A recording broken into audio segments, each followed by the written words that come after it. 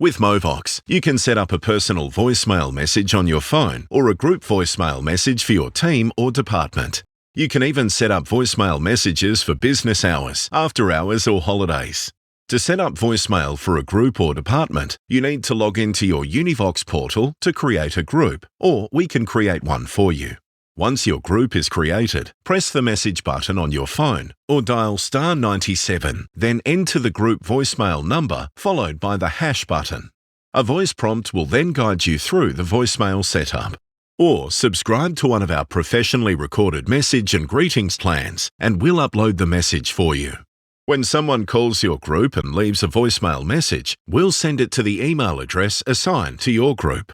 To listen to your voicemail message, open the .wav file attached to the email and press play. The phones in your group may also have a flashing light or icon on the screen indicating you have a new voicemail message. You can listen to messages, save them, delete them, and update your group voicemail greeting by accessing the group's voicemail box. To access the voicemail box, simply press the message button on any of the phones in the group or dial *97 followed by your voicemail number and the # key. MOVOX, we've got everyone talking.